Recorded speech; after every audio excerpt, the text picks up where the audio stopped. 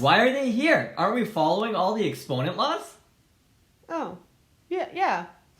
I guess we are. Oh wait, never mind. False alarm. They're driving past us. Speaking of exponent laws, you've actually learned about these in previous years, but you've talked about them specifically referring to integer bases and whole number exponents. For these examples or generalizations we're going to do below, to help us remember them, we're going to look at the integer bases represented by the letters A and B, and the whole number exponents, and we're going to represent these with the letters M and N. Oh, these tiny little baby letters. Yeah. So these exponent laws should be fairly familiar to you, but we're just going to go through them again. So product of powers. So that means product refers to multiplication. Product of powers means we're multiplying two different powers together. Now, if we're multiplying two powers with the same base but different exponents, what we can do is we can add those two exponents together. Pretty simple. So we have a to the power of m plus n. Now, a quotient of powers is if we divide one power by the other, but again, they share the same base. What happens is you get that same base, but now you subtract those two exponents. So product, we add exponents. Quotient, we subtract exponents. Now, a power of powers, that means we've taken a power and raised it to another power. Power of powers. What we do in this case is we multiply those two exponents together. So we get a to the power of n times n. Now, power of a product, which kind of sounds like product of power, but it has something different. Now we're taking a product, such as a times b, and we're raising that to a power. Okay. In this case, when there's a product, we will actually distribute that exponent to each. So we have a to the power of n times b to the power of n. And we do same when we have power of a quotient. So if we take a quotient like a divided by b and we raise that to some power, let's call that n, we can also distribute that power to both the numerator and the denominator. So these exponent laws should be fairly familiar to you, but what's kind of cool is they're actually still true even if we're dealing with non-integer rational bases. So if this is maybe not like a positive or negative 2, but maybe it's like a 3/5. They still hold true. And same as if we're dealing with non-integer and rational exponents. So if our exponents are now no longer like 2, 5, 10, -6, they're now along the lines of like 1/2 or -3/4. We're going to be using these laws in a few ways. For starters, we're going to be simplifying some expressions. So we've got all these 4 expressions here. We're going to write them as a single power with only positive exponents. And some of them have some values involved, but we will not evaluate them. Now this only positive exponents is stated here to make it explicitly clear, but note that it is considered improper form to leave a negative exponent in a final answer anyways. So even if this wasn't stated, you should still not have your answer with a negative exponent. That would be bad. It would result in fewer marks. Whoa! N to the 6 times n to the power of -4. What we've got here is a product of powers. And these powers have the same base. In that case, we will add the exponents together. So you could say, if you want, that it's n to the power of 6 plus -4. Or you can just jump to it straight being n to the power of, 2. This one has a positive exponent. This one is done. You can try the others if you wish. If you feel like you're getting stuck, that's okay, but see what you can do. Explore the tools that we have available, these laws up here. and see if you can gauge which one is most applicable to each scenario. And of course, I'll be going over answers right after you resume after having paused. Boop. That's the sound of the pause button deactivating. We have a product of powers here again.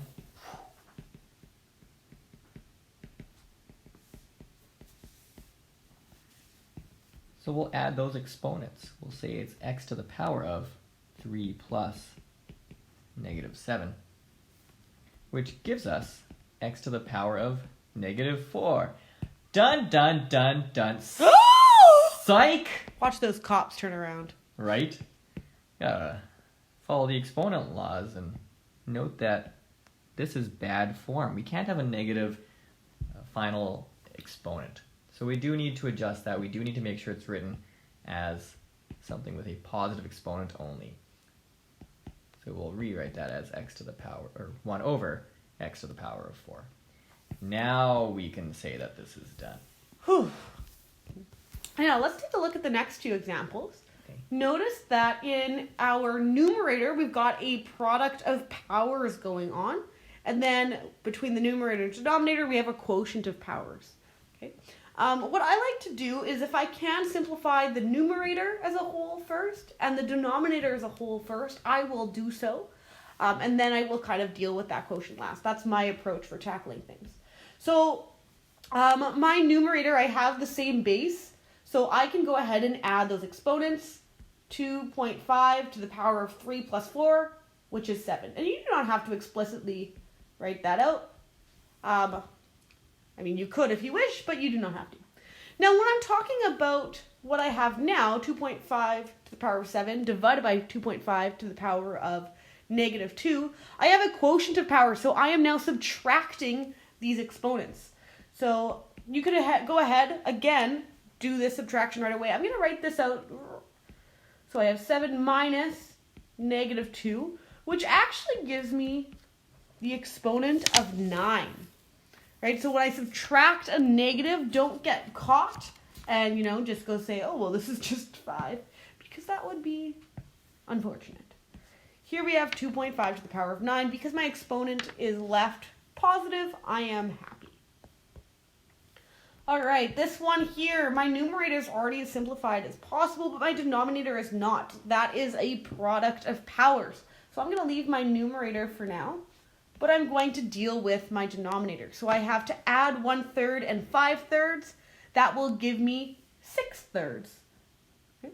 So I will have 2 and 6/3. You could go ahead and simplify that to 2 if you wish, but I'm looking ahead and noticing, well, I have a quotient of powers next, and I'm going to have to subtract those exponents. And when I do so, it's going to be easier if they're both being divided by 3, or they're both represented as thirds.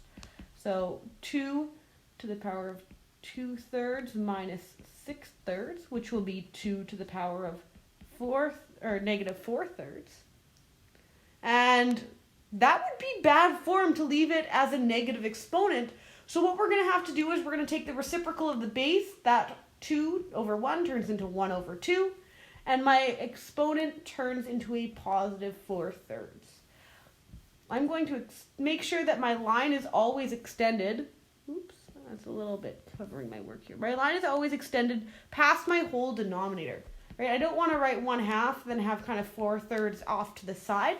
I want to make sure that that line really covers that whole bottom. And once that's all done, ooh, baby, we box and we out. So these questions mainly look at products and quotients of powers that all have the same base. Next page, we've got some examples that have multiple variables and some that might just be using other laws or perhaps a bit of a doozy.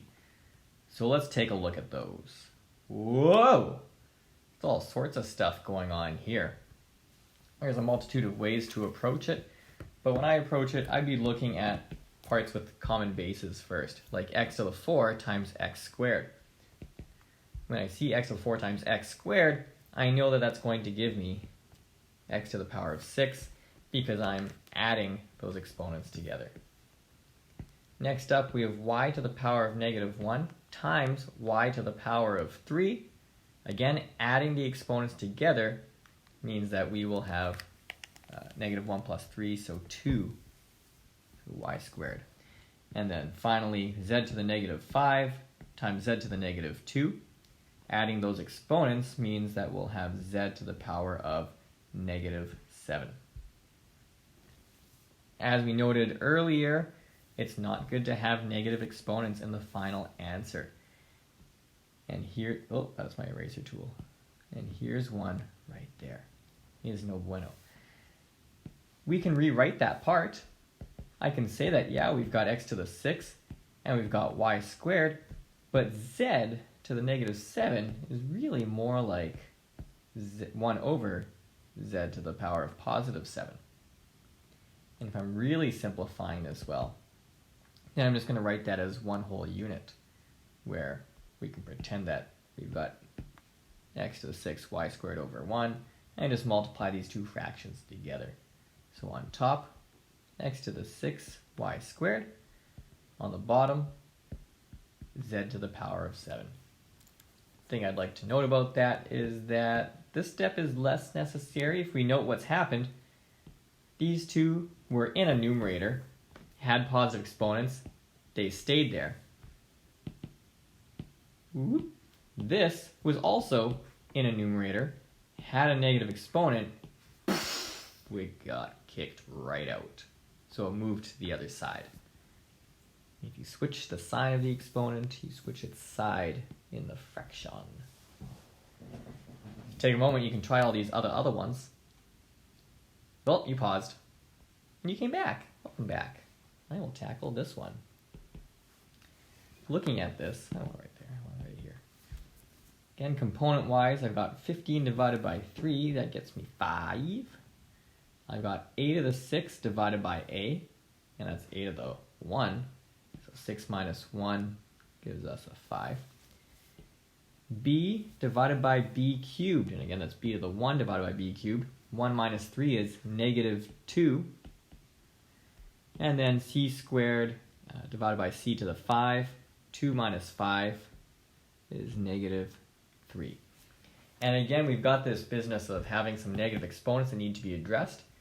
I'm going to put that other substep in here just for clarity, but again, it's not necessary. And we might possibly avoid it in the future. We'll see. But b to the negative 2 is 1 over b squared. C to the negative 3 is 1 over c cubed. And we can pretend that this 5a to the 5 is over 1. Putting everything together, our numerator consists of 5a to the 5 times 1, which is just 5a to the power of 5. And our denominator will be 1 times b squared times c cubed. So it's just b squared times c cubed. Did I box the other one? I didn't. Pink. So this one is so done. All right, taking a look at the next two examples. If you have not paused yet, now would be a good time to do so. But looking here, we have power of a power. So we are raising our power to another power, which means we have to multiply those two exponents together.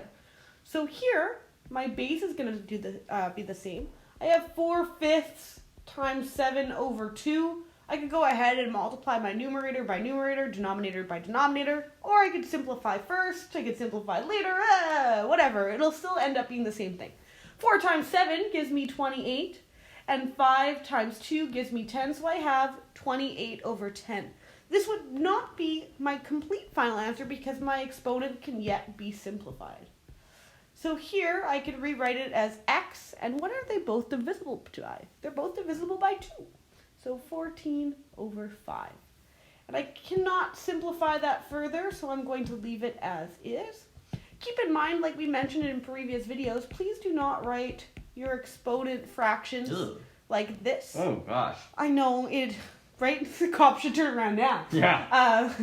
But you want to make sure that your exponents are indicated so that they do, in fact, look like exponents. So that might mean writing your fractions more sideways than up and down, but also making sure that the font you are using is small. Okay? This next example here, right? I'm looking at it, I cannot simplify my numerator itself, and I cannot simplify the denominator itself. It doesn't have any common components.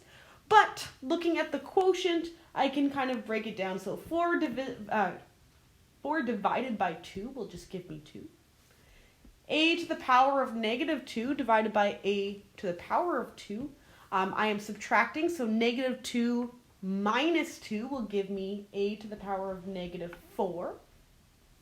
And last, I have my b's. I have 2/3 and at the top as my exponent and negative 1/3 at the bottom. So I'm doing 2/3 minus negative 1/3, which is the same as 2/3 plus 1/3.